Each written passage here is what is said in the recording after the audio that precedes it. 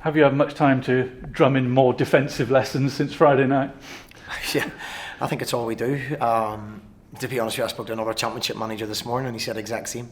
They spend hours on end at set plays and keep conceding them. So, like at times, individual errors that you wouldn't see again, and different people making them, and we got punished for all of them. And, as I say, nobody means to make mistakes, but it's hurting us at the moment.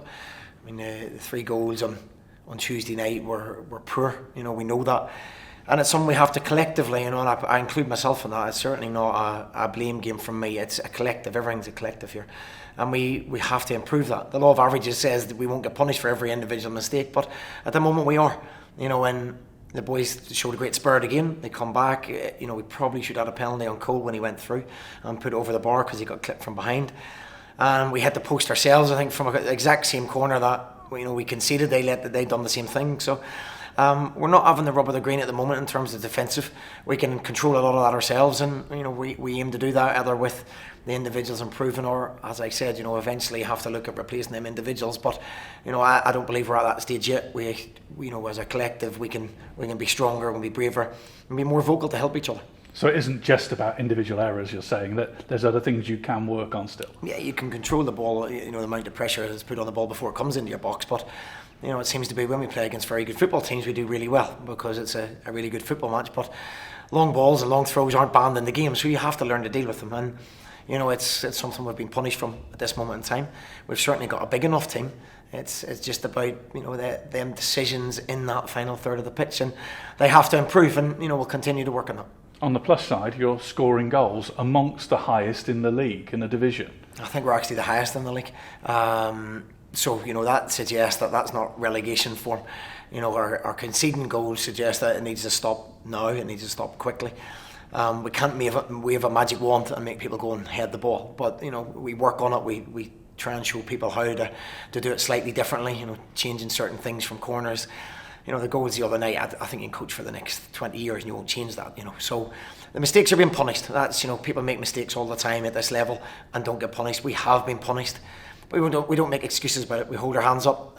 Ultimately, I have to take the full responsibility, which I do, and we have to encourage the boys to go and continue to play with confidence. So it's up to me to find a slight tweak to our system to still that we don't go away from what's been very good, or our football, the way we play, our principles, but maybe in personnel and shape to maybe just give us a little bit more defensive nous in there. Are you looking to shake things up for Tuesday night?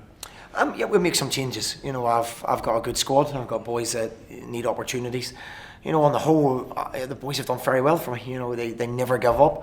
I repeat myself, we're being punished for small errors in the game. But as I say, it's up to me to find the formula, the right formula in terms of personnel. It may be changing it slightly, the personnel. It may be changing the system slightly, but I won't come away from our principles and how we play and how we pass the ball and how we press. That's our DNA. We're trying to create throughout the whole football club, and people are realistic with that. There's going to be ups and downs. I talk about blocks all the time. This one hasn't gone as well as we want so far, but we still needed to win 2 games at the start of it, and we still need to win 2 games. Nothing's changed. You've got Shane McLaughlin back after his suspension. Have you missed him, do you think, that sort of tenacity in the middle of the park? Yeah, I think anywhere. Shane's played at right wing back for me as well. He's probably played more games at right wing back than midfield in League One, but he's just a terrific little footballer. He's got that bite, he's got the energy. I thought Alfie McCallum was terrific the other night again. The two of them have been really sharp when they've been in midfield with us.